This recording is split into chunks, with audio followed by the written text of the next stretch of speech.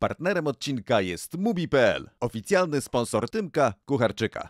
I widać, że Hamilton ma problem z tym, żeby się zaaklimatyzować do nowych warunków. Teraz z wyścigu na wyścig coraz bardziej to gaśnie. Dużo czasu spędziłem przez zimę na siłowni i wydawało mi się, że mocno wzmocniłem swoją budowę ciała. Wsiadłem do formuły i po prostu jest killer, nie? Po 2 okrążeniach byłem rozwalony. To jest pytanie do Lewisa Hamiltona na pewno. Zadajemy sobie pytanie. To dzwonię. On z Maxem chyba średnio będzie chciał rozmawiać. Tak? No faktycznie. Maksimum Cześć, tu Max. Rozłączy się, nawet nie będzie. Antonelli, dużo nadziei jest z nim związane. Myślę, że też przyszłość Mercedesa. Czy jest Colinem Verstappenem? Wydaje mi się, że nie. Dodał mnie na Snapchacie, ale jestem nonszalancki, więc go nie zaakceptowałem, nie? Więc mam cały czas notyfikację, że Imi Antonelli accept friend request.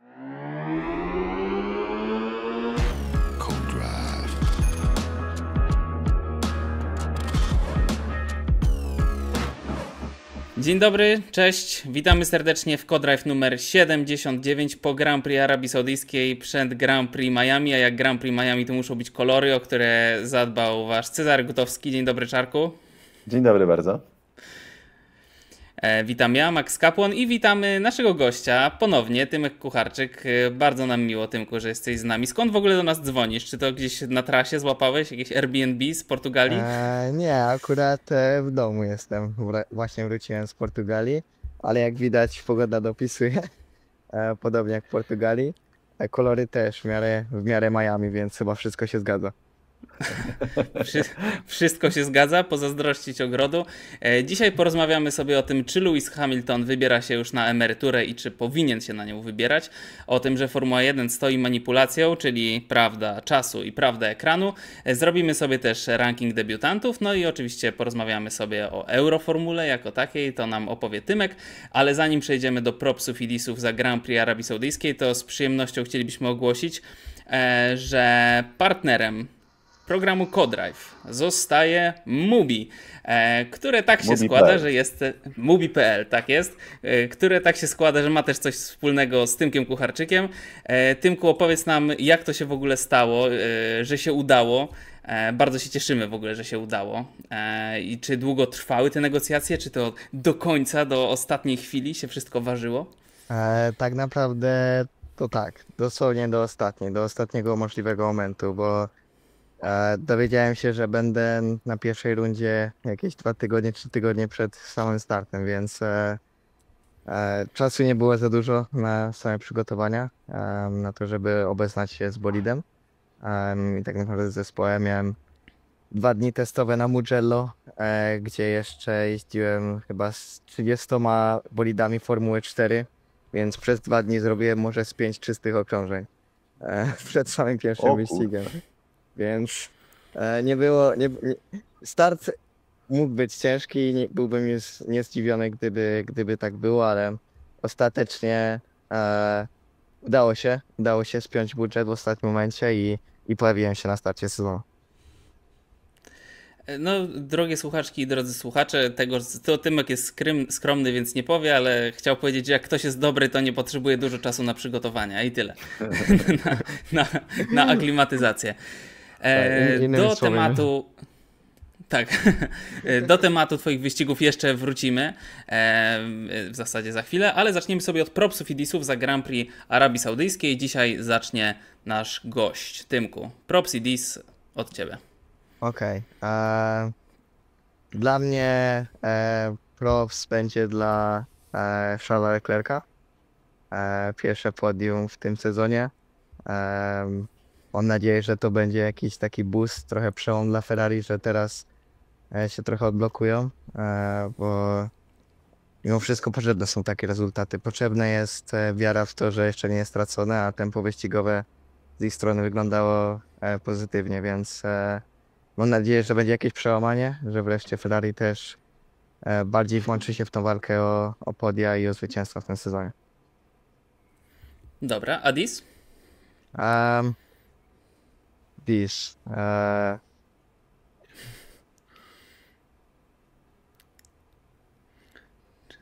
No proszę, czy surowy Tymek wskaże kogoś? Czy... Lecę teraz tak szybko i myślę, że dla Lando Norrisa. Aha. Okej, ostatecznie wyścig zrobił to, co powiedzmy miał do zrobienia, ale zrobił minimalną część swojego planu tak naprawdę, więc znowu po raz kolejny zawiódł siebie, zawiódł zespół, rozbił się w kwalifikacjach, znowu sobie nie pomógł. Wyścig miał czysty, ale poza podium, więc stracił prowadzenie w mistrzostwach. No i co, i pokazuje coraz bardziej, że tak naprawdę Piastri może jednak to on powinien być tym pretendentem do pierwszego miejsca w zespole. To tak jak kiedyś rozmawialiśmy jeszcze, jak Albon był w Red Bullu, że no super, że ma najwięcej wyprzedzeń w całej stawce, tylko że jak startuje 19, no to trochę zmienia spojrzenie na cały temat. Dobra, Czarku, twoje propsy i disy. Mojego propsa przeznaczę, to też miałem Leclerca na liście, to w takim razie przeznaczę go dla Oscara Piastriego, dlatego że Piastri, dlatego że jakby potwierdza moją tezę, którą postawiłem jakiś czas temu, jeszcze chyba w pole position, jak żeśmy rozmawiali od razu, znaczy no, dość wcześnie powiedziałem, że moim zdaniem Piastri zrobił ten ostatni krok i że z roku na rok robi postępy. Przed tym sezonem brakowało mu dopinania okrążeń w kwalifikacjach, choć ktoś zwrócił uwagę, jak ktoś z czytelników, że Piastriemu trochę gorzej zaczęło iść w drugiej połowie zeszłego sezonu, w momencie, kiedy okazało się, że trzeba pomagać Lando Norrisowi. Wtedy jakoś zaliczył jakąś obsuwę, jeśli chodzi o generalne występy, przypadkowo zupełnie. To chyba człowiek traci trochę motywację w takich chwilach. Natomiast no tutaj Piastri z wyścigu na wyścig potwierdza, że faktycznie jeśli chodzi o te kwalifikacje, bo to był ten brakujący element, też zrobił krok naprzód, podczas gdy dla kontrastu Lando Norris, kierowca o wiele bardziej od niego doświadczony, po prostu tego nie pokazuje. To nie znaczy, że to będzie tak zawsze. Myślę, że Norris jeszcze się kilka razy odbije, o czym pewnie jeszcze pogadamy, natomiast Piastri po prostu za ten cały step, jaki zrobił, oczywiście dobrze wyegzekwowany wyścig i w pierwszym zakręcie. Za to, że cały czas uważam, że ta kara była kontrowersyjna, w sensie, że ona była 50-50 z różnych powodów, natomiast pojechał tak, jak należało pojechać z Maxem Verstappenem, czyli żadnego tutaj odpuszczania, tylko po prostu wyegzekwował swój zakręt po wewnętrznej, nie zostawił mu miejsca i pojechał tak, jakby to zrobił Verstappen po drugiej stronie samochodu, więc za to props dla Piastriego.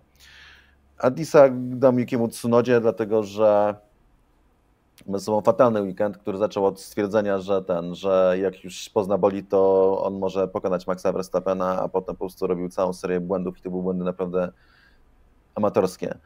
No bo nie wiem, Tymek, jak często się zdarza kierowcy uderzyć w wewnętrzną część nawrotu, nie? To jest dość nietypowy błąd, prawda, żeby zewnętrzny to jeszcze rozumiem, że na gazie, ale wewnętrzne jakoś mi się to średnio w głowie mieści. Nie wiem, czy widziałeś to? Wiesz, nigdy nie jeździłem po torze ulicznym, więc średnio mogę się do tego odnieść, ale jak jeździsz na takich malutkich marginesach, przy takich prędkościach, takie błędy się po prostu zdarzają. Mimo wszystko na tym poziomie powinno się unikać, szczególnie jak w tak ważnych momentach, jak zrobił to Tsunoda, czyli wtedy, kiedy potrzebował więcej kilometrów, właśnie żeby się zaznajomić się z bolidem, to on w tym momencie uderzył w ścianę, więc myślę, że powinien być mądrzejszy. Po wszystkich doświadczeniach, jakie miał z poprzednich lat, takie błędy nie powinny się przydarzać. A jak się będą przydarzać, to wtedy, kiedy to tak naprawdę pokazuje, że ciśnie, a nie kiedy to są treningi, kiedy ważne są te kilometry, szczególnie na takim torze jak w Jeddah, gdzie pewność siebie to jest wszystko. No i właśnie tego dokonał Yuki, a potem jeszcze w kwalifikacjach 9 dych straty do Verstappena i w wyścigu kolizja od razu w czwartym zakręcie na pierwszym okrążeniu. Moim zdaniem no, to była wina Tsunody, to są różne dyskusje. Uważam, że to była jego odpowiedzialność. Złożył się w zakręt, odpuścił skręt i przeładował w tylną część samochodu rywala. Więc dla mnie to jest taki jeszcze jakby w kontekście całych tych oczekiwań wokół Tsunody i takiego pompowania go i hapowania, że to jest, bo chodzi o to, że wokół niego jest takie otoczka wielu osób, które uważają, że radzi sobie lepiej od Lawsona i w ogóle moim zdaniem, owszem, trochę tak, ale w kontekście jego doświadczenia to nie powinno dziwić, a cały czas ten poziom jakby nie dorasta do twierdzenia pod tytułem jak się dogadam z bolidem, to pokonam Maxa Verstappena.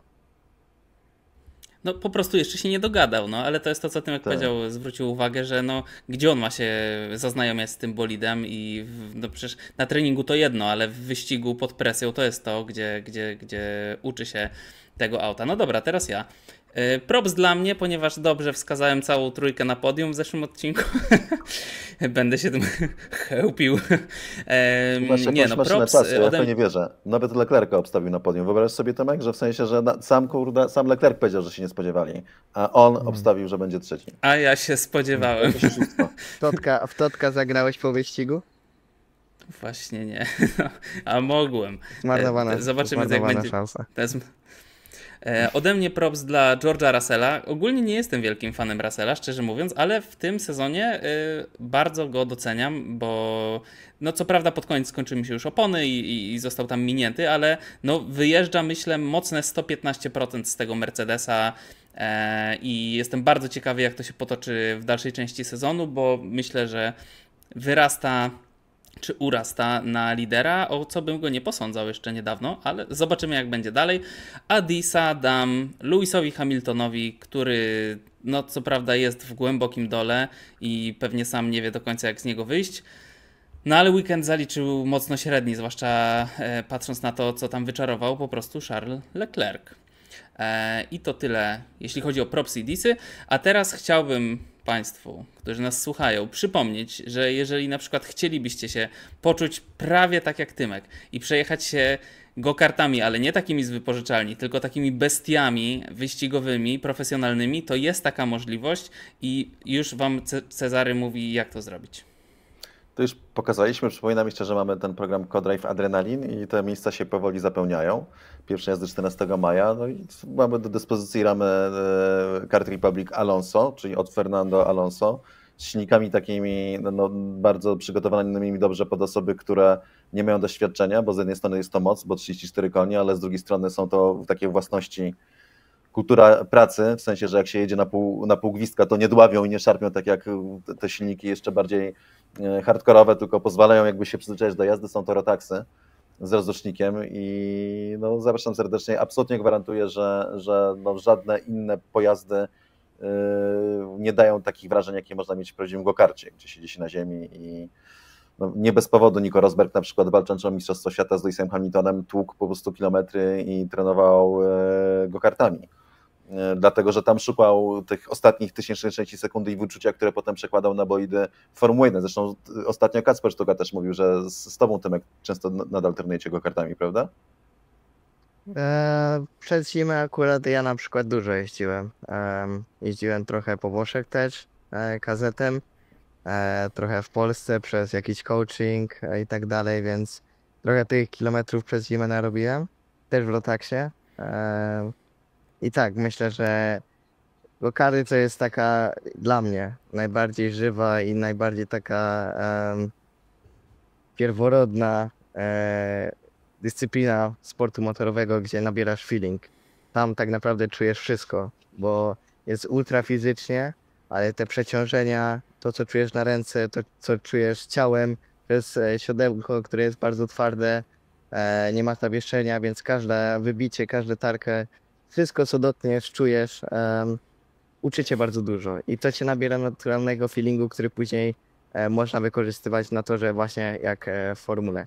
I na przykład też uważam, że go-karty pomogły mi w tym, żeby utrzymać się w dobrej formie przed samym wyjazdem formułą. Przez to, że nie miałem dużo dni testowych, to możliwość jeżdżenia w go-kardzie zawsze daje ci ten feeling jazdy. A jak jedziesz, nie da się wyćwiczyć tak naprawdę tych mieści, które na siłowni czy w domu, gdzie używasz podczas jazdy, bo są to tak specyficzne miejsca, że tak naprawdę tylko podczas jazdy jesteś w stanie to wyczuć.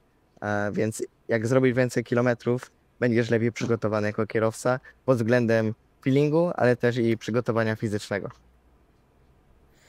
Jak mówiłeś o tym, że nie da się wyćwiczyć tych mięśni, to wyobrażałem sobie, że siedzisz przy stole i tata łapie ci za krzesło i cię, wiesz, macha w lewo, w prawo i trzymaj postawę. Wiesz, ale to jest no dobra. nieprawdopodobne, nie? Bo dużo czasu spędziłem przez zimę na siłowni i wydawało mi się, że mocno wzmocniłem swoją budowę ciała, i popracowałem nad tymi aspektami, które miałem problemy przez powiedzmy ostatni rok. Wsiadłem do formuły i po prostu jest killer, nie? Po 2 okrążeniach byłem rozwalony. I nie wiem czemu, wydaje mi się, że jestem w najlepszej formie życia, nie? A po prostu brak jazdy, tego, że nie siedzisz w bolidzie, jest tak inny do tego, co jesteś przyzwyczajony na co dzień, że po prostu trzeba coś robić ze swoim ciałem. Trzeba, jako kierowca musisz żyć, żeby po prostu być non-stop gotowy na nadarzającą się sytuację i okazję. Bardzo, bardzo to ciekawe, dziękujemy Ci. Chciałem teraz spytać, ponieważ tak jak mówiłeś, 2-3 tygodnie przygotowań od decyzji, że będziesz jechał, no ale weekend w Portimao, no powiedzieć, że to bardzo obiecujące wyniki, to w zasadzie mało powiedzieć. Pole position, potem tam przygody na starcie, ale 8., 6. i 3. miejsce w 3 wyścigach. Powiedz, jakie są w ogóle Twoje wrażenia i czy jesteś z siebie zadowolony i czy widzisz tam potencjał na więcej, a o samej Euroformule jeszcze pogadamy.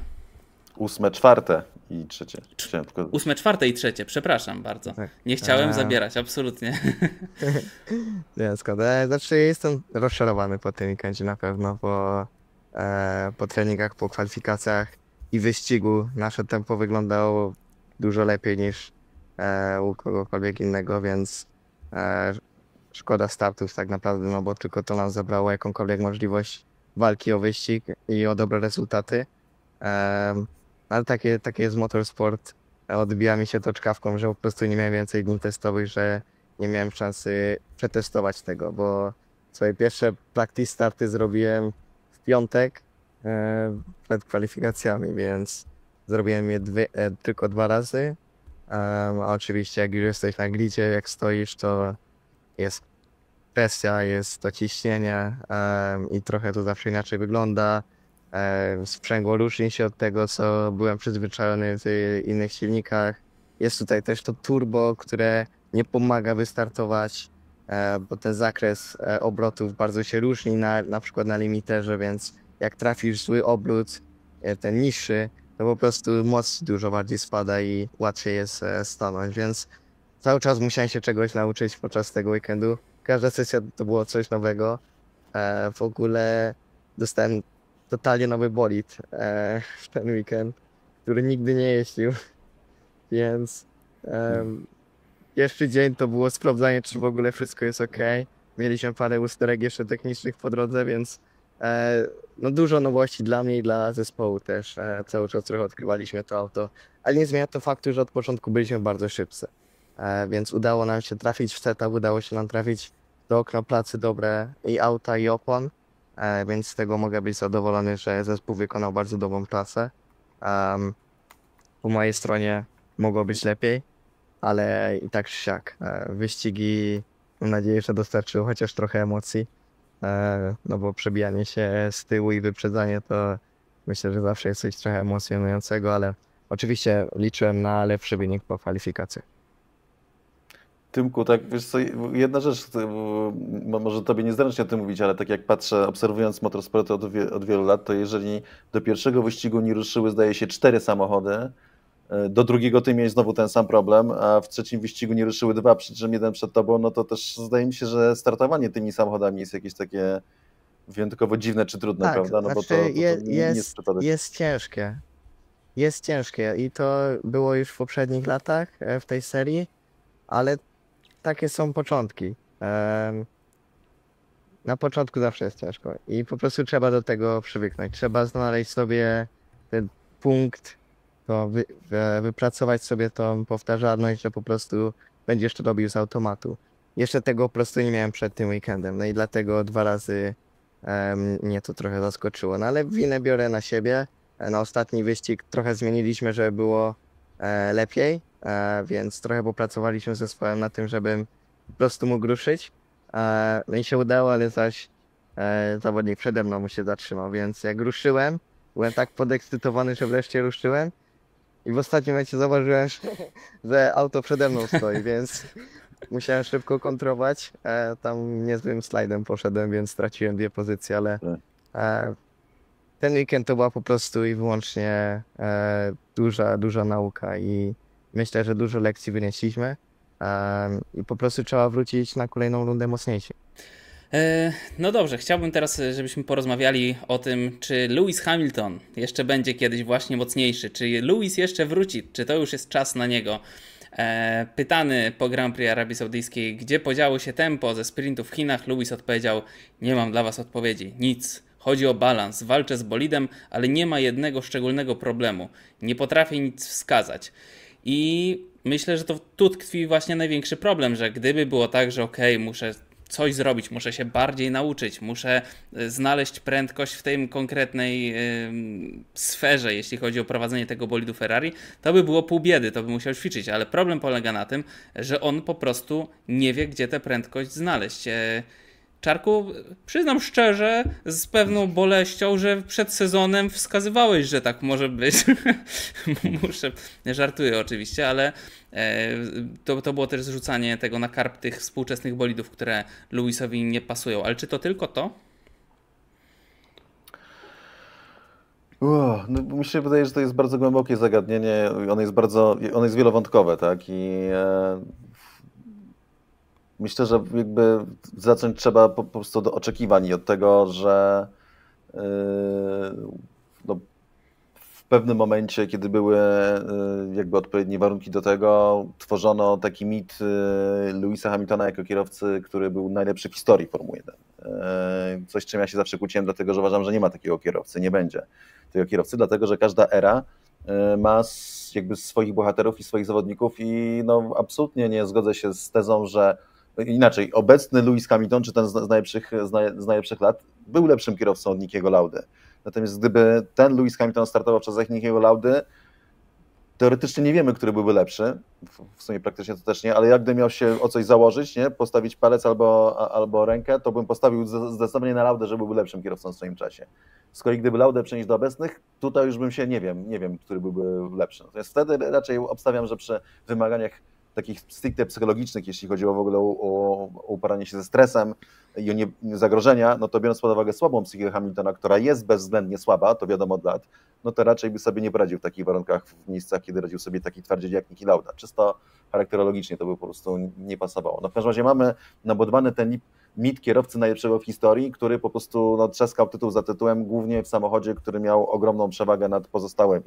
To jest coś, co mówił Robert Kubica w naszym podczas naszego ostatniego spotkania, że początkowo w nowej erze silnikowej Mercedes używał 70% mocy i tak był sekundę przed wszystkimi. I tak to zostało zbudowane. No ja wiem, że to są piękne sukcesy, 104 chyba jest zwycięstwa na tym etapie, super nabudowane statystyki, ale w bolidzie numer 1 przez kierowcę, który miał w bolidzie numer 2 gorszego kierowcę, Nico Rosberg był od niego trochę gorszy, a i tak go pokonał w walce o mistrzostwo.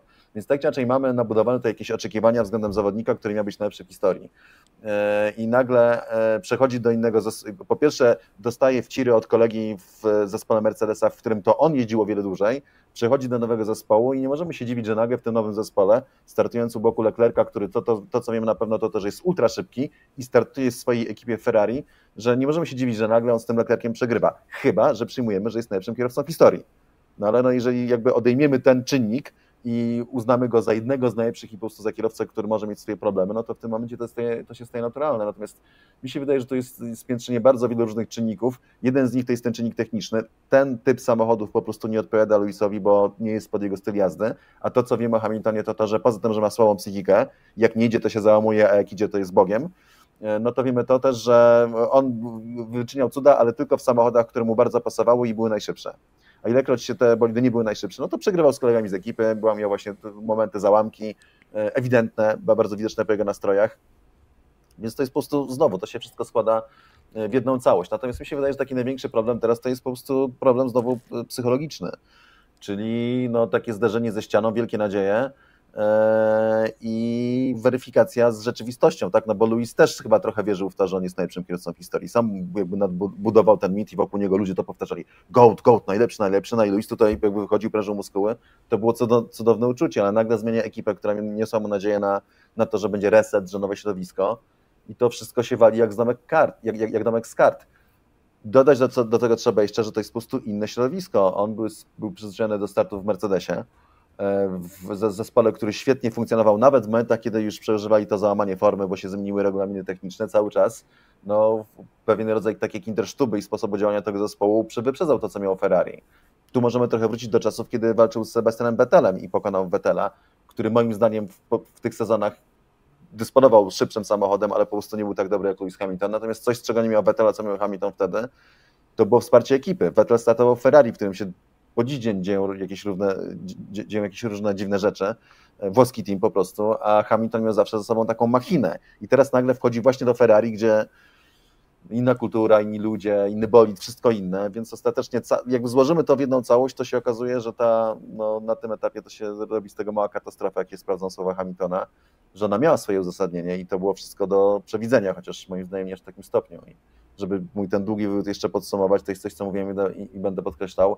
Obecna forma Lewisa Hamiltona nie pokazuje, jakim kierowcą Hamilton jest. Hamilton jest lepszym zawodnikiem niż to, jest jednym z najlepszych kierowców w historii, jest jeżdżącą legendą, natomiast z jednej skrajności, czyli hypowania go ponad stan, wchodzimy niestety w ramach, nie wiem, jakiejś takiej karmy zwyczajnej w dołowanie poniżej tego, co Hamilton sobą reprezentuje. Tymku, a ciebie chciałem zapytać, żebyś z autopsji nam powiedział, jak to jest, bo tytułem wstępu Hamilton powtarzał, że co by mu teraz pomogło? Przeszczepienie mózgu na mózg kogoś, kto jeździł już bolidem Ferrari, ponieważ on już tak długo jeździł tym Mercedesem, że już wszystko pamięta, pamięć mięśniowa, to jest oczywiście prawda. I że bardzo trudno mu się przestawić teraz na Ferrari. Jak to wyglądało dla ciebie? Bo zmieniałeś kategorie, zmieniałeś auta. Czy jest na początku to zderzenie z tym, że masz jednak, no masz jakieś odruchy, tak? To nie myślisz o tym, bo to są ułamki sekund, gdy wchodzisz właśnie do nowej kategorii czy do nowego samochodu. No to jest szczególnie przejście z kartingu do bolidów, prawda? To jest taki ogromny skok. Jest to ciężkie i po prostu to zajmuje czas. Trzeba się zaklimatyzować. Ważna jest właśnie pewność siebie. To, co Czarek mówi, że mentalność. Jak jesteś pewny, że jesteś szybki, że zrobisz dobrą robotę, niezależnie od warunków, to są większe szanse, że pojedziesz dobrze. I widać, że Hamilton ma problem z tym, żeby się zaklimatyzować do nowych warunków, ale wiele kierowców tak miało, że musiało się zderzyć z barierą, która wydawała się nie do pokonania. Przecież nawet w tym sezonie jest wielu kierowców, którzy zmienili ekipę, ale to jest rola kierowcy, żeby się do tego dostosować. Wszyscy, inaczej, teammate ma ten sam bolid i takie same zadania jak Hamilton, więc Formuła 1 jest ciężkim sportem, bo jest bardzo wiele składowych i tutaj nie wolno zawsze winić jednej rzeczy, bo zdaję sobie z tego sprawę, jak wiele czynników stoi za tym, czy kierowca performuje, czy nie performuje. I często są takie czynniki, które nawet nam by nie przyszły na myśl. Ja o tym nie wiem, dlaczego Hamilton nie jedzie szybko. Mogę się domyślać. Ale póki będzie miał wsparcie zespołu, póki zespół będzie cisnął po to, żeby on się mógł polepszać, a sam Hamilton będzie chciał stać się lepszym, będzie chciał się zaklimatyzować, będzie miał to w sobie coś, żeby cały czas cisnąć. Wydaje mi się, że teraz z wyścigu na wyścig coraz bardziej to gaśnie. Chiny wydawało się takim pikiem, gdzie wydawało się, że już zaczyna być ok, ale później znowu zjazd w dół, więc dużo zależy od psychiki samego kierowcy i to, co Cezary mówił, że Hamilton ma słabą psychikę. Myślę, że w Formule 1 nikt nie ma słabej psychiki. Są po prostu kierowcy, którzy lepiej to zniosą, a niektórzy gorzej i Hamilton po prostu wydaje się takim, który żyje przeświadczeniami, a nie tym, co tak naprawdę trzeba zrobić. I mówię, w F1 jest dużo czynników, więc nigdy nie wolno patrzeć tylko na okładkę. Trzeba otworzyć całą książkę i ją przeczytać. Ale żeby to zrobić z naszej perspektywy, czyli kibiców i fanów, jest to tak naprawdę niemożliwe i my możemy tylko sobie wysnuwać jakieś różne teorie, a tak, co się dzieje tak naprawdę w zespole, to wie sam kierowca i i sami zainteresowani.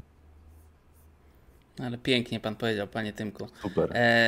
To chciałem cię w takim razie, Czarku, zapytać, czy myślisz, że to możliwe, że Hamilton jednak zdecyduje się na emeryturę, że zauważy, że już troszkę rozmienia tę swoją postać na drobne, że wiesz, jak im dalej od sukcesów i tym też pewnie trudniej o kontrakty sponsorskie, o takie rzeczy, bo jednak to się tam powolutku ten diamencik przyciera. Czy myślisz, że jednak znajdzie w sobie jeszcze ambicje, żeby walczyć, żeby jeszcze te parę lat spróbować, jak Fernando Alonso?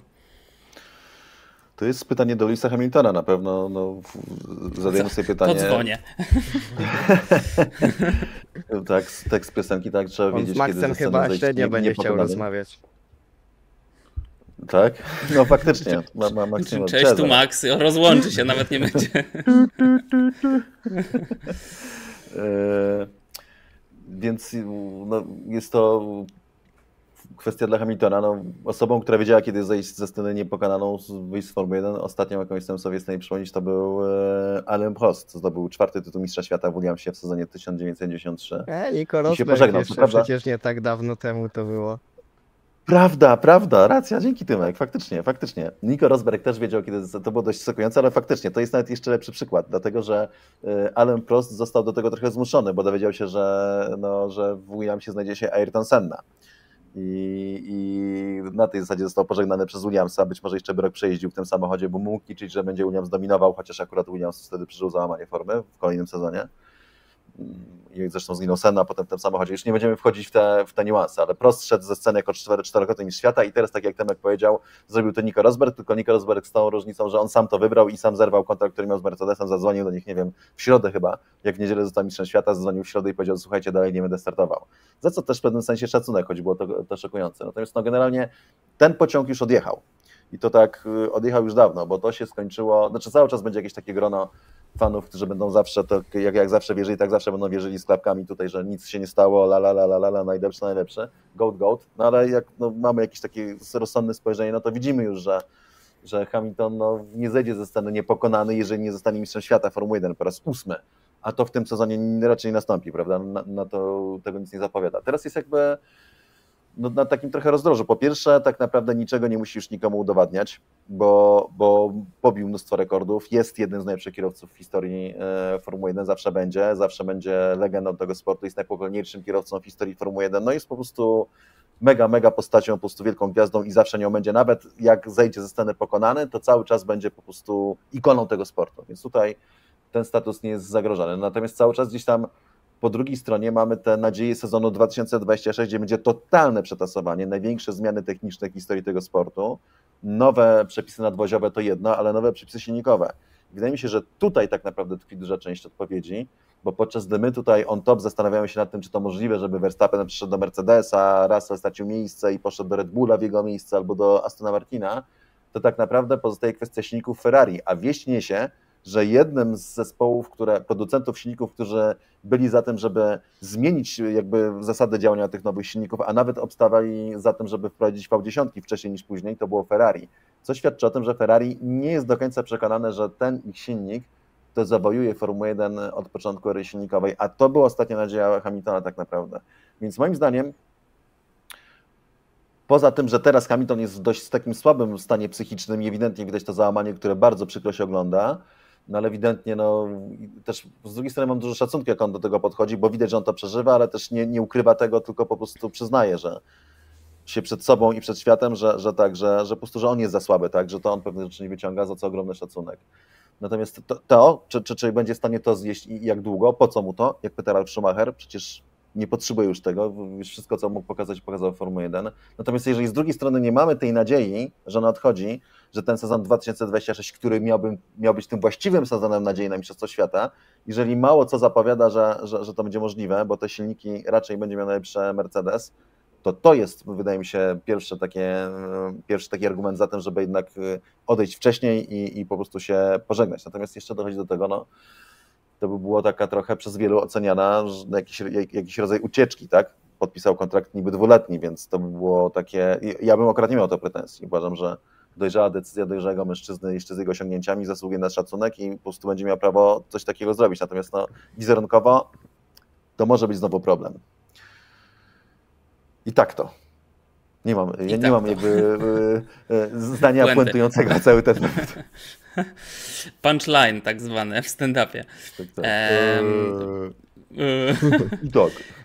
Lewis Hamilton martwi się, czy zdobędzie 8 Mistrzostwo Świata, ale mamy też w tym sezonie 5 kierowców, którzy zastanawiają się, czy wygrają kiedyś chociaż jeden wyścig, czyli debiutanci, bo jest to sezon absolutnie debiutantów. Zanim jeszcze do nich przejdziemy, to chciałem tylko wszystkim naszym widzom i widzkom podziękować za oczywiście wszystkie lajeczki, łapki w górę oraz komentarze. Zawsze staramy się każdemu odpowiedzieć.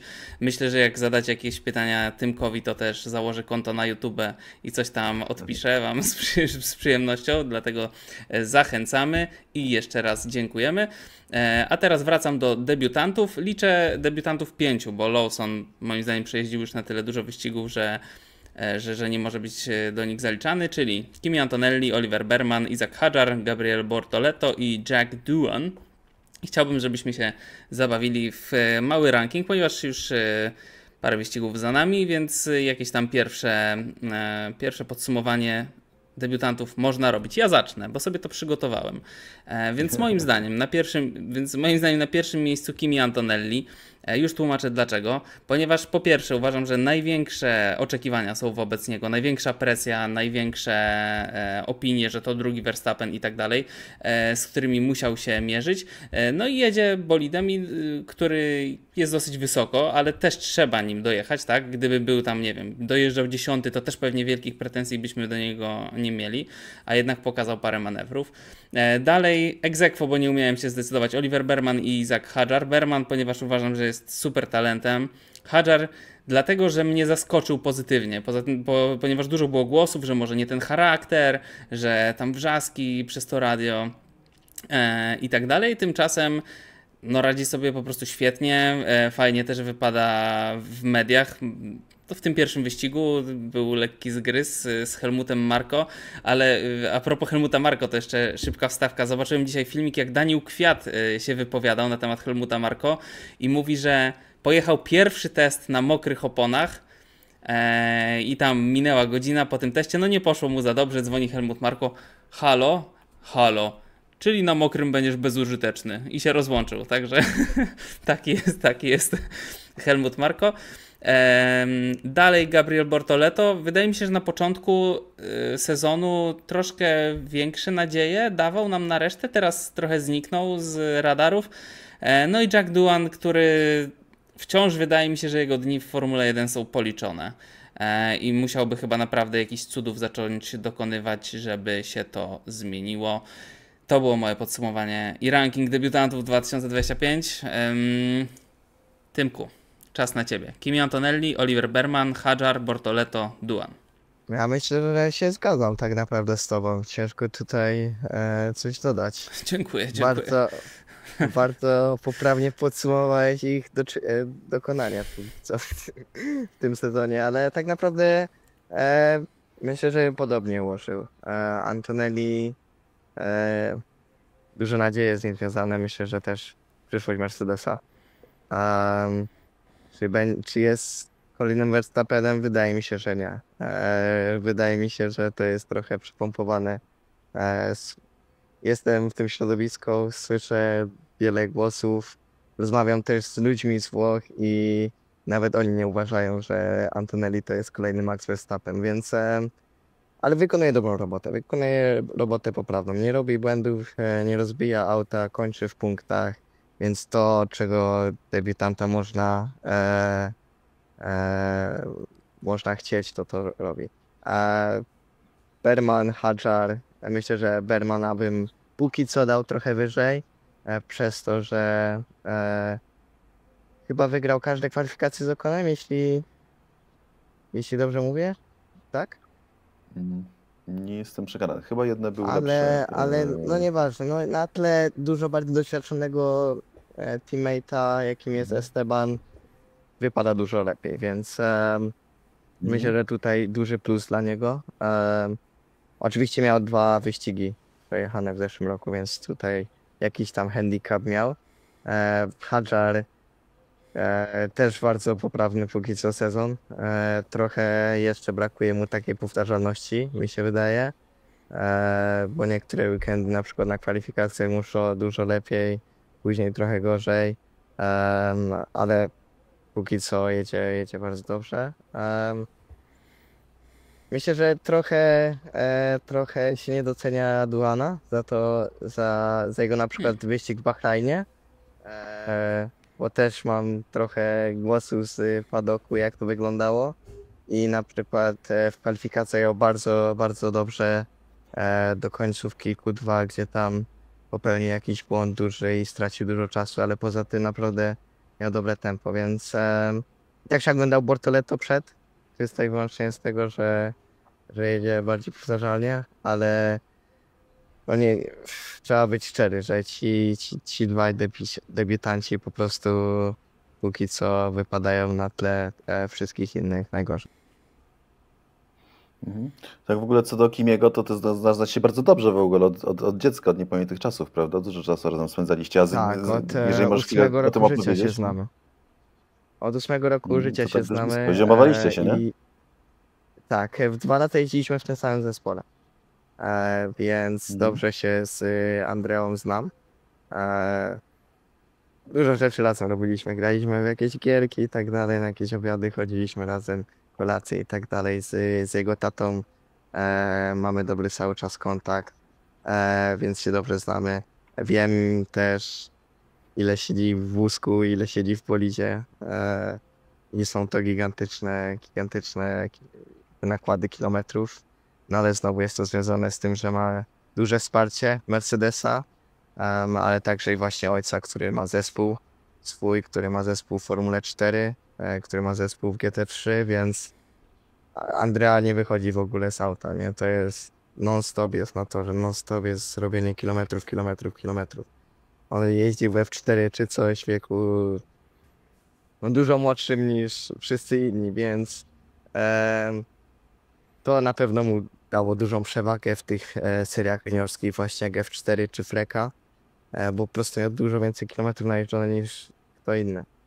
I myślę, że F2 trochę go zweryfikowało już, bo już tak pięknie to nie wyglądało, nie zdominował serii, nie wygrywał tak wielu wyścigów, nie wygrał żadnego wyścigu głównego, nie zdobył żadnego pole position chyba też, więc już tak kolorowo to nie wyglądało, przegrywał z Bermanem, więc jest dobrym kierowcą, nie można mu zarzucić jego dokonań, bo robotę jaką miał wykonać, to wykonał, znalazł się w Formule 1 nie bez przyczyny, ale tak jak mówiłem, nawet we Włoszech krążą plotki, że to nie jest po prostu skala talentu Maxa Verstappena. A w ogóle jest fajnym ziomalem? Masz jakąś anegdotkę o Kimi? Z jakiegoś pranka mu zrobiłeś albo on zrobił? Znaczy, Przeciąłeś opony? To już myślę, że dużo osób wie, bo parę razy to mówiliśmy. Nawet naocznym świadkiem jest Kasper Sztuka, że po kwalifikacjach jak z nim wygrywałem, to płakał. Normalnie do taty przychodził i mówił, jak to jest możliwe, że jakiś Polaczek go objeżdża po jego torach, więc tak to wyglądało. A z ciekawostek jest też takich, że na przykład dodał mnie na Snapchacie, ale jestem nonszalancki, więc go nie zaakceptowałem, nie? Więc mam cały czas notyfikację, że Kimi Antonelli accept friend request, ale ja go nie dodałem. Trzyma. Okay. No a on tam biedny przed każdym wyścigiem sprawdza, że tam padre, czy Tymek już akceptare, czy jeszcze nie. Tak. Chłopaki. Czarku, czy chcesz jeszcze powiedzieć swój, czy po prostu się Słuchaj, zgadzasz ze mną? ja się z twoim wyborem nie zgadzam. Czym powiedzieć? Nie jestem taki miły jak Tymek, panie Maxie. I powiem panu tak, dla mnie Hadjar na razie numer 1. To ostatnio poszło trochę gorzej, generalnie robi lepszą robotę niż sporo osób od niego oczekiwało i ma w sobie takiego zadziera, coś takiego w tym podejściu, że faktycznie zaczyna przypominać trochę Alana Prosta, może takiego, nie wiem, na sterydzie trochę, ale no jest w nim coś takiego, co faktycznie intryguje pod tym względem. Drugi dla mnie Oliver Berman, no bo on miał takie w kratkę. Przegrał tak naprawdę 3 kwalifikacje, tylko że no jedne to w ogóle w Australii to totalna była poracha, cały weekend był po prostu do skreślenia i potem w Chinach do głównego wyścigu i Bahrajnie był niżej od Okona, co nie zmienia faktu, że na tle Estebana wypada faktycznie o wiele lepiej. No i Berman ma coś takiego, że w walce po prostu jest bardzo mam ogromną lekkość po prostu wykazuje w tych wszystkich manewrach, które przeprowadza, robi je z dużą łatwością, a to nie jest łatwe. To jest aż zadziwiające, że można na zewnątrz, tak patrząc zupełnie subiektywnie, odnosić wrażenie, że można z taką łatwością pewne rzeczy robić. To jest, nie wiem, trochę prawie jak Kimi Räikkönen kiedyś. Czasami jak objeżdżał ludzi, nie wiem, startując na mokrym torze, na Mugello na przykład, na starcie. Niewiarygodne. Dużo jest w tym takiego, nie wiem, wyczucia i wręcz finezji. Dla mnie trzeci jest Kimi Antonelli, który oczywiście robi mega dobrą robotę, no i ma obok siebie George'a, który jest w piku formy, jeździ wyśmienicie, jest super szybki, no ale też nie do końca mnie przekonuje trochę osobowością, jeśli ma być szczery. Znaczy strasznie fajny, miły chłopak, tak jak się na niego patrzy, jak się o nim słyszy też, ale no taki... nie wiem, nie ma w sobie, może to nie jest konieczne, bo na przykład Tymek też nie jest agresywnym facetem, tak? A Na też go zewnątrz. bardzo lubimy i jeździ mega dobrze. Na zewnątrz, tak. Ale no, Kimi wydaje się takim być trochę no, barankiem, w sensie nie pejoratywnym, w sensie takiego, że tutaj, że coś z głową, bo na pewno jest ultra inteligentny i po prostu no, ewidentnie widać, że głowę ma nie od parady, ale takim barankiem, takim łagodnym, prawda, co to łagodzi grzechy świata, bardziej w tym kierunku chce iść po prostu. Więc taki po prostu... No teraz jest to prawda takie pokolenie kierowców właśnie, że się ziomują wszyscy i tak dalej, no ale jednak bardziej poczciwy Lando Norris no, odstaje od mniej takiego, znaczy też fajnego chłopaka, ale jednak bardziej takiego trochę może skrytego i konkretnego Oscara Piastriego, tak? To jest jakiś taki ten element, który trochę kierowca sprawia, że trochę kierowca odstaje. Plus jeszcze coś, co mówił Robert Kubica przed tym sezonem, jego zdaniem debiut w topowym zespole jest łatwiejszy niż debiut w zespole gorszym, że właśnie jak dostajesz team, który świetnie ogarnia temat i bolid, który się dobrze prowadzi, nad którym potrafią pracować, to masz łatwiej niż kiedy startujesz w zespole, który jest słabszy. A to jest zespół, który ma na przykład Bortoleto do dyspozycji. Bortoleto też ma w sobie taki rodzaj zadzierności, wręcz buty trochę. Jest trochę podobny do Alonso z charakteru, a ja pamiętam Alonso, jak był młody, bo on po prostu, no, pierwszy wywiad z nim przeprowadzałem, jak był po jednym sezonie startu w Formule 1. Więc był jeszcze wtedy bardzo, miał 22, to coś takiego, więc pamiętam, jaki był Fernando przez te lata i Bortoleto go przypomina tylko na to, że bywa mniej skuteczny. Dużo błędów popełnia, więc to nie robi wrażenia. No i Jack Doohan, który naprawdę bywa szybki i kiedy mu się wszystko złoży, to naprawdę potrafi pojechać, ale całe jakby gro błędów, które popełnia na różnych etapach różnych błędów sprawia, że no po prostu widać, że jest kierowcą niekompletnym, a ponoć, bo akurat Doohan też miał bardzo dobre wyszkolenie przez Alpine zrobione. Naprawdę jeździł dużo innymi samochodami i to jest kierowca, który powinien mieć, no nie może zwalić to na karp, nie wiem, braku doświadczenia, czy tam pierwszy raz w tym bolidzie rajdów Formuły pierwszej, to ja się pojawiłem wczoraj, tylko no po prostu jest coś, czego mu brakuje. Co ciekawe w ogóle jeszcze, że tak zakończę ten temat, to że poszła wieść, że Doohan ma pewniejszą pozycję w Alpinie, ponieważ zagrano tymi środkami, którymi trzeba grać z Flavio Briatorem i ponoć jest jakiś tajemniczy inwestor, który zainwestował 10 milionów euro w zespół. I być może też poza zespołem z 1 milion. To Jerzy Szkoda opowiadał. I że ponoć Doohan dostanie więcej czasu niż to Grand Prix Miami, po którym miał się pożegnać. O, i tyle ode mnie. Coś, jakieś komentarze, tutaj uwagi, votum separatum? Subiektywna opinia, doceniam. Bardzo ładnie podsumowane.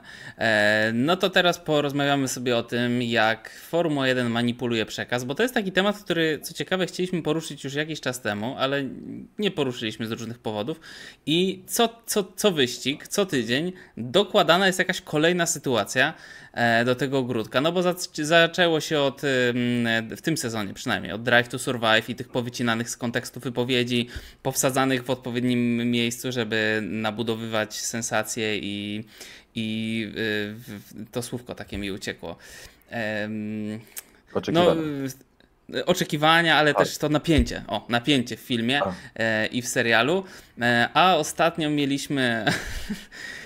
Przepraszam, bo jeżeli ktoś słucha, nie ogląda, to Cezary to teraz robi efekty wideo na swojej części ekranu. Warto odpalić, naprawdę. Zapraszam. Odkryłem nową sztuczkę. CGI na najwyższym poziomie. No ale w ostatnim wyścigu mieliśmy sytuację, gdzie Verstappen powiedział coś, jedno słowo zostało wypikane, wszyscy jak sądzę, założyli, że jest tam przekleństwo po angielsku. Tymczasem okazało się, że nie przekleństwo, może słówko, które jest faktycznie troszkę mocniejsze, ale to słowo występuje na przykład w książkach Harry'ego Pottera, które są dla dzieci i nikt tam z tym nie miał problemu. Więc znowu jest to budowanie dostępnymi środkami jakiejś narracji, co mi się na przykład osobiście bardzo nie podoba. I zacznę, Tymku, od ciebie, żebyś powiedział, jak to w ogóle wygląda, jeśli chodzi o komunikację z zespołem w niższych formułach. Czy cały czas tam jesteś na radio? Co chwila ktoś ci tam coś mówi? W pierwszym zakręcie straciłeś tyle. Szybciej, szybciej. A ty mówisz, znowu mi nie działa woda. Ktoś mi zostawił telefon w bolidzie i tak dalej. Zależy od kierowcy tak naprawdę, bo to wszyscy reagują inaczej. My jeszcze picia podpiętego nie mamy, więc na to akurat narzekać nie mogę. Ale na przykład narzekałem, bo podczas tego weekendu walały mi się pasy czy coś takiego, albo kamerka się odczepiła i mi, nie wiem, też gdzieś po kokpicie latała i tak dalej, więc było parę rzeczy. Ale ja raczej jestem osobą, która mało co mówi. Na przykład inżynier mój w tym roku dosyć dużo informacji mi przekazuje. Ja zazwyczaj nie odpowiadam. I dopiero jest dwa okrążenia później. Radio check. Radio check, czy informacja dotarła. Ale nie, no zależy to od kierowcy, mi się wydaje. Też jak jesteś na takim poziomie, że wiesz, że to co powiesz jest transmitowane, wydaje mi się, że kierowca to często używa, bo wie, że jak powie coś ciekawego, to później będzie to w przekazie, więc no, na takim poziomie jak Formuła 3 czy coś jeszcze nie jest to tak zaawansowane, więc powiedzmy, ale co mówię, znowu zależy od kierowcy. Na przykład po pierwszym wyścigu nie mówiłem nic kompletnie przez radio, byłem wkurzony, ale wkurzony na siebie, więc nie narzekałem ani nie przeklinałem, po prostu zjechałem do boksu w ciszy i wyszedłem z bolidu, ale na przykład po ostatnim wyścigu to trochę ponarzekałem, ale to tam powiedzmy na takich zasadach niewulgarnych, tylko w sposób wychowany, więc zależy od kierowcy. Myślę, że im wyższa seria, tym więcej presji jest na to, żeby robić show wokół tego. A Czarku, zanim oddam ci głos, jeszcze mam jedno tylko pytanie do Tymka. Czy połączenie masz na sztywno cały czas, czy musisz nacisnąć przycisk, żeby cię było Nie, słychać? tak samo jak w Formule 1, czyli naciskam przycisk i dopiero wtedy włączane jest radio. Okej, rozumiem. Proszę, Czarku. Czy Tymek bardziej jak Oskar Piastri, który też jakby za dużo nie mówi przez radio, mówi, że czasem sobie pewne rzeczy nawet pomyślę, ale nie ma sensu, bo Piastri powiedział, że aby to przekazać, to musisz nacisnąć przycisk na kierownicy jeszcze do tego, więc możesz po prostu nie naciskać przycisku, jak masz coś do powiedzenia, żeby to z siebie wyrzucić, to możesz powiedzieć to sobie po prostu do mikrofonu. Carlos Sainz jest jednym z tych kierowców, ale nie tylko, który używa tego radia z całą pewnością w celach PR-owych. To myślę, że ten słynne śpiewanie Smooth Operator było mniej więcej tak spontaniczne, jak słowa, że to jest mały krok dla człowieka, wielki krok dla ludzkości. Na Księżycu z całą pewnością nie powstał ten tekst na bieżąco, tylko został jakby wcześniej przygotowany, żeby został wypowiedziany. O Potterze to chciałem powiedzieć, że no wiesz, teraz biorąc pod uwagę wszystkie kontrowersje, które się kręcą wokół autorki J.K. Rowling, to nie wiem, niedługo mogą być jakieś słowa, które się okażą jednak, że nie były właściwe. Masz rację. Bo ja w ogóle nie jestem wtajemniczony, czy to ma być coś jak Wingardium Leviosa, czy coś, czy tak bardziej tematyczne, czy to nie tematyczne? Nie. Chodziło o to, że on powiedział, Verstappen powiedział bloody, które jest tłumaczone Dobrze, takie jak cholera, powiedzmy, wiesz, tak, a cholera. zostało wypikane, tak jakby to I- było, tak, jakby tam było F-word. Tak. Co wcześniej Dobrze, była rozumiem. sytuacja, że z Lewisem Hamiltonem wypuszczono wybiorczo tak komunikację radiową, że wychodziło na to, że jest jakiś niegrzeczny dla swojego Tak. inżyniera, dla Adamiego. A to- I co tak. no, ostatecznie... To pamiętam, było, Pytałeś że... Ale nie, bo pamiętam z wyścigu taką sytuację, że ktoś tam coś powiedział, a chyba to było do Hadżara w tamtym przypadku i inżynier trochę przesadził z reakcją, bo od razu kazał mu się uspokoić, a ja na przykład nie widziałem tam żadnego tonu takiego narwanego, więc no, kontynuuj.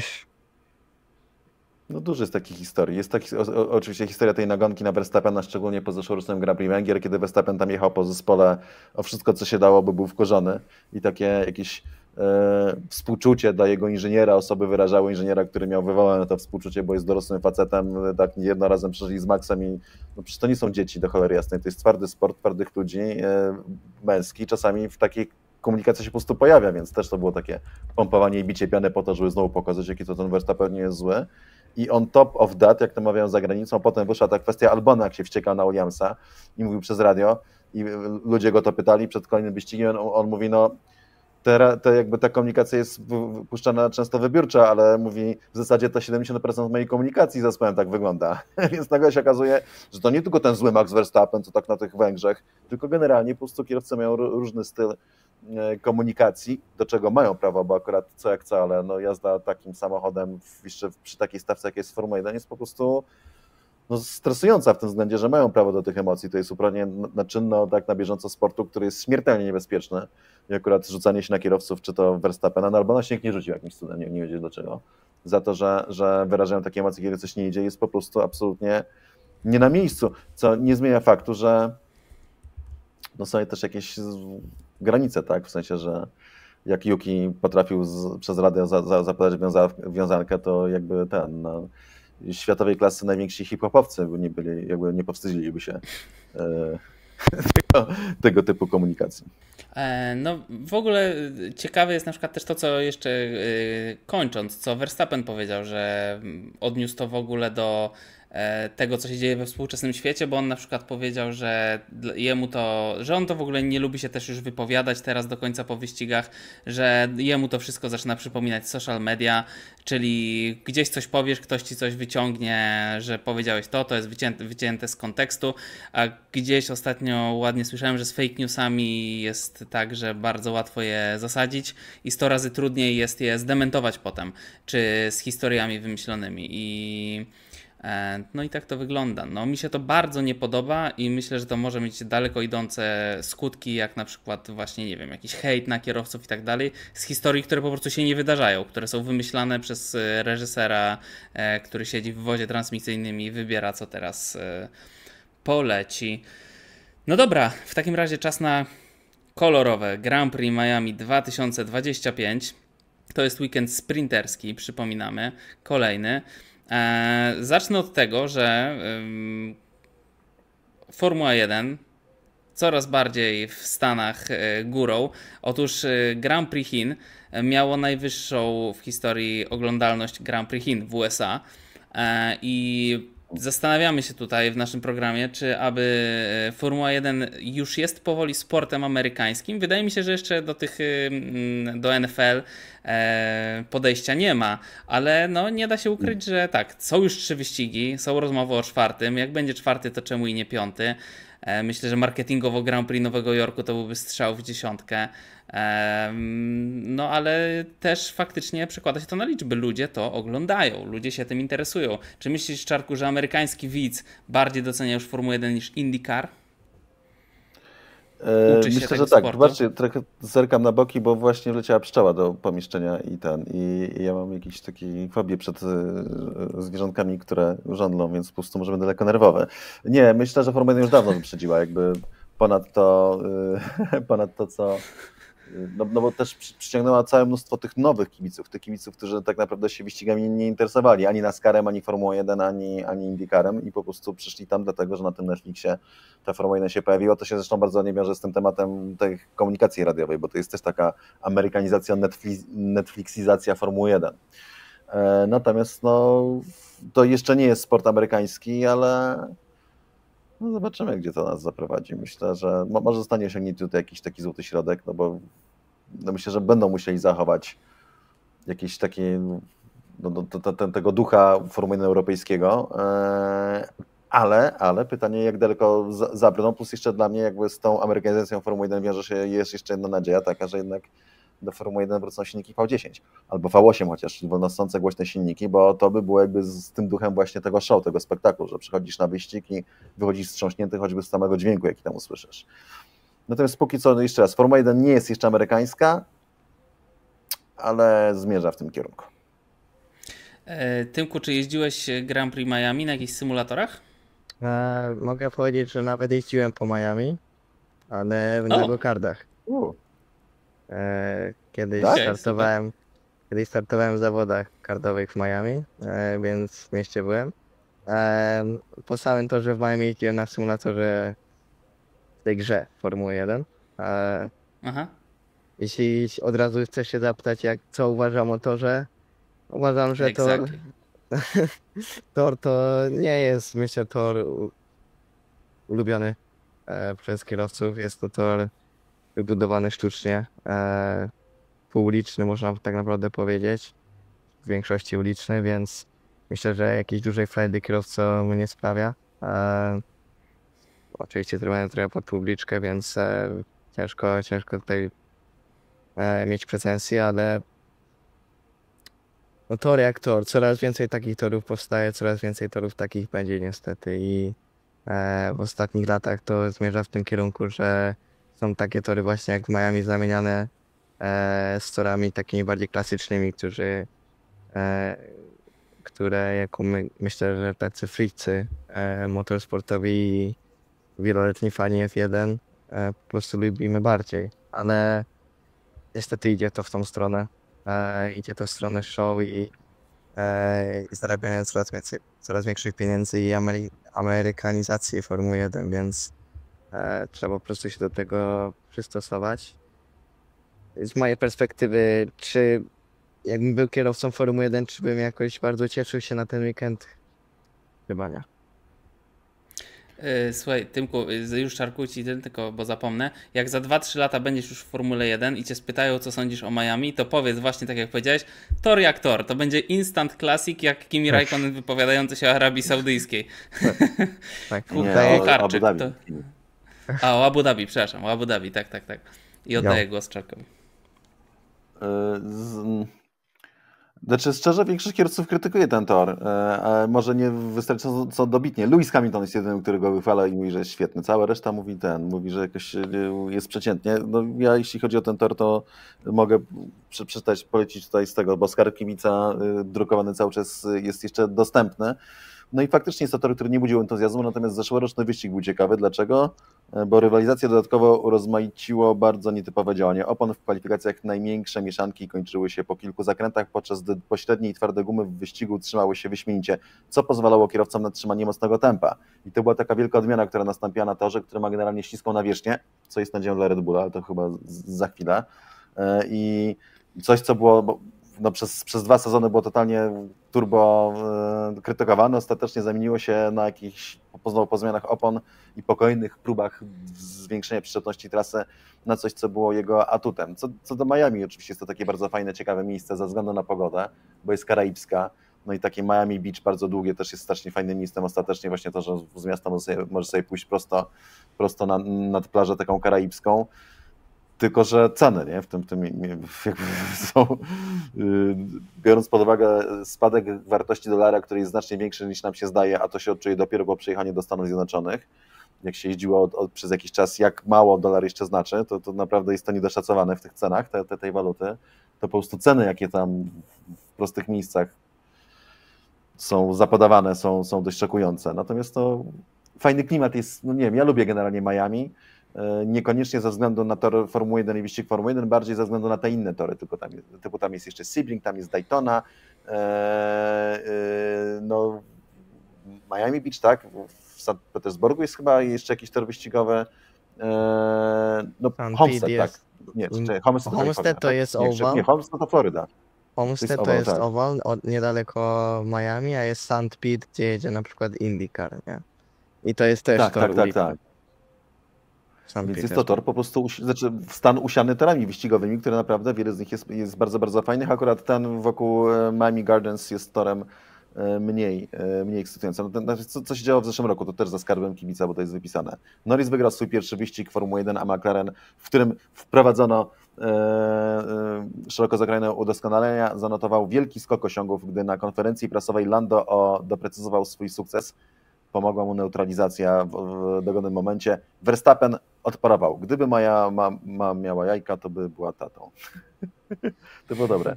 A propos i to teraz już nie będzie mógł powiedzieć, bo pewnie też dostanie za to karę. Hamilton spowodował karambol na starcie sprintu, atakując Hülkenberga wpadł na Alonso, który ocierał się ze Strollem.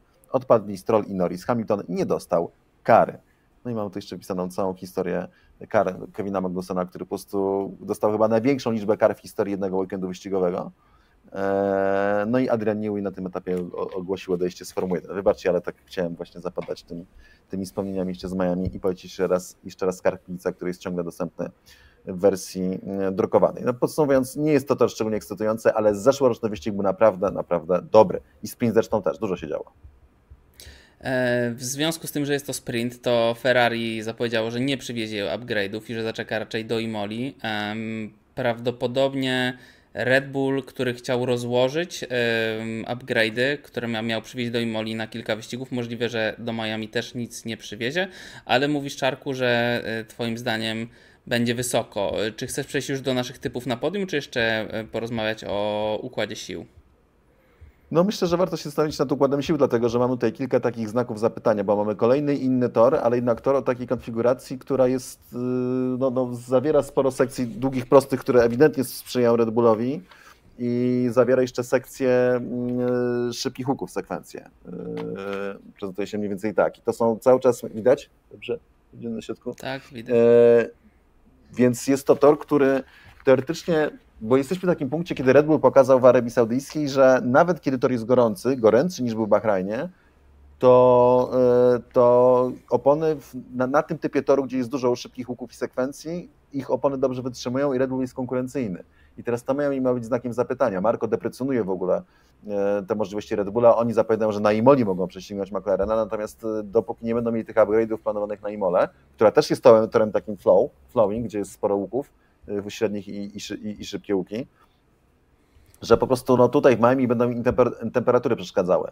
A mi się wydaje, że Miami może sprzyjać Red Bullowi. Dlaczego? Dlatego, że ten asfalt jest bardzo śliski i zużycie opon w zeszłym roku było bardzo niskie w wyścigu.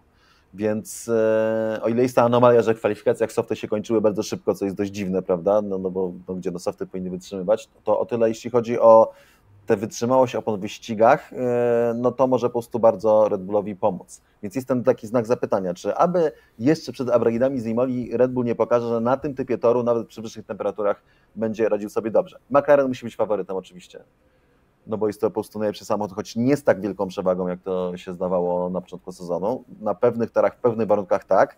Bahrain, gdyby był przy pełnym słońcu, prawdopodobnie McLaren by wszystkich wymiótł totalnie, ale nie było pełnego słońca, więc McLaren nie ma aż tak wielkiej przewagi. No i Mercedes, tak? Być może na tym torze właśnie ze względu na małe zużycie opon znowu będzie im łatwiej, bo jakby w Arabii Saudyjskiej opony mi się przegrzewały. Tutaj może to bardzo niskie zużycie, chociaż w Arabii Saudyjskiej też jest niskie zużycie opon. No tutaj znowu mamy takie dużo niewiadomych. Ferrari, to jest dla mnie znak zapytania. Czy Charles Leclerc, bo na Luisa na razie nie liczę, czy uda im się w końcu coś na tym typie toru wyciągnąć, więc za to będę trzymał kciuki, chociaż Charles twierdzi, że kwalifikacje, tak, że w wyścigu rytm jest bardzo dobry, kwalifikacje, ale może coś im się uda wprowadzić, nie wiem, jakiś tweak, tor uliczny, bardzo trudny, jeden trening tylko i od razu kwalifikacje do sprintu, że Karol coś wyczaruje w kwalifikacjach i nagle się okaże, że tak jak Hamilton miał pole position w sprincie, do sprintu w Chinach, tak Charles Leclerc wyciągnie na przykład pole position do sprintu w Miami. No to nasze typy na podium. To ja zacznę. Max Verstappen, Oscar Piastri, Kimi Antonelli. Ale umówmy się, Tymek, że jak Kimi dojedzie na pudle, to go dodasz na Snapchacie w końcu. Trochę już czeka, no ale dobra. To Tymek, twoje typy na podium. Lando Norris, Oscar Piastri, Max Verstappen. Okej. No też mam taką teorię, że Lando Norris może się tutaj na chwilę odkuć, chociaż na tym jednym torze. Powiedziałeś Lando Norris, Oscar Piastri, Max Verstappen? Tak. Tak? To ja powiem Lando Norris, Max Verstappen, Oscar Piastri. Niech wygra lepszy, panowie. Powiem tak. To jeszcze, Tymku, na sam koniec chciałbym, żebyś nam opowiedział trochę o kategorii, w której startujesz z Mubi.pl, Euroformuła Open 2025. Co to jest za kategoria, jakie to są bolidy i Tak, jakbyś miał porównać do tych, którymi jeździłeś wcześniej. Szybkie to jest w ogóle? Tak, bardzo, bardzo szybkie. To jest najszybsza kategoria regionalnych Formuł 3, czyli najszybszy bolid, jakim dotychczas jeździłem.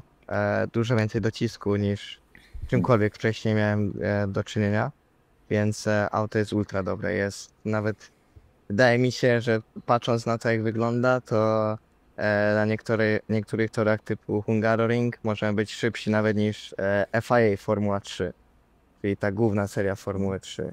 Więc auto jest ultra szybkie, przez to, że jest lekkie. No i seria jest bardzo mocna. Nie jedzie tam wielu kierowców, przez to, że jest to dosyć droga seria. Jest to seria tak naprawdę najdroższa z tych wszystkich regionalnych, ale umożliwia za to bardzo dużo jeżdżenia, co dla mnie jest bardzo ważne, no bo cały czas celujemy w to, żeby w przyszłym roku pojawić się w stawce Formuły 2. I póki jest taka opcja, jest możliwość, to będziemy robić wszystko, żeby to się stało. Potrzebujemy dużo pieniędzy, bo sezon taki kosztuje około 8-10 milionów złotych. Ale póki jest nadzieja, to będziemy walczyć, żeby się udało. A Euroformuła tak naprawdę najlepiej mnie do tego przygotuje, bo ma bardzo duży docisk. Tak naprawdę Formuła 2 jest naturalnym krokiem po tym, bo Formuła 3 sportowo nie odstaje od Euroformuły Open, więc patrzę na to, czekam na kolejne rundy, żeby się pokazać jak najlepszej strony, bo tempo wyglądało na tej pierwszej rundzie bardzo, bardzo pozytywnie i zobaczymy, co się z tego da wyciągnąć. Seria też jest bardziej skomplikowana niż do tego, co byłem przyzwyczajony, bo można więcej grzebać w setupie i w aucie niż w innych seriach. Jest parę rzeczy, które można tak naprawdę samemu dorobić, więc development auta też jest ważny w tej serii. To tak naprawdę jest niespotykane w innych seriach juniorskich, gdzie masz wszystko zablokowane i każdy jedzie na takim samym setupie, takie same, nie wiem, przełożenie biegów, takie same zawieszenie. Tutaj, zależnie od zespołu, to się może różnić, więc jest to bardzo ciekawe pod względem rozwoju zespołów i kierowcy. I też auto bardzo dobrze reaguje na zmiany setupu na przykład, czyli tak jak wcześniej robiliśmy, na przykład w GB3 jak jeździłem, dotykaliśmy setupu, to auto albo reagowało średnio, albo czasami w ogóle na odwrót, to tutaj minimalne zmiany naprawdę da się odczuć, więc jest dużo do roboty przed nami. Nie miałem zero testów tak naprawdę przed sezonem, więc jeszcze cały czas odkrywam auto, uczymy się tego z zespołem, ale cały czas pracujemy z zespołem na tym, żeby wyciągnąć performance, bo tutaj to będzie bardzo ważne. Byliśmy najszybsi w pierwszej rundzie, więc teraz naturalnie inne zespoły będą nadganiać. Więc my musimy też wykonać dobrą robotę, żeby na kolejną rundę być znowu najsilniejsi. I tego Ci bardzo życzymy i bardzo się cieszymy, że wreszcie możemy Cię gdzieś oglądać. Będziemy śledzić cały sezon. Mam nadzieję, że się jeszcze spotkamy, że będziesz miał jeszcze kiedyś czas dla naszego podcastu między tymi wszystkimi Jak rundami. Ale dziękujemy Ci bardzo, bardzo nam było miło, że byłeś tutaj dzisiaj z nami i co? No i powodzenia życzymy, no bardzo dużo, trzymamy kciuki. Dziękuję Czarku, również Tobie. Dzięki wielkie Tomek, dzięki Tobie Maksiu i co? Do przodu. Wielkie dzięki panowie za spotkanie i dziękuję za całe wsparcie też również kibicom, bo naprawdę to mocno odczułem w ten weekend i widziałem relacje na YouTubie i na social mediach, że zaangażowanie było bardzo duże, więc naprawdę dziękuję za całe wsparcie. I my dziękujemy. Jedziemy dalej i do usłyszenia. Partnerem odcinka jest Mubi.pl, oficjalny sponsor Tymka Kucharczyka. Thank you.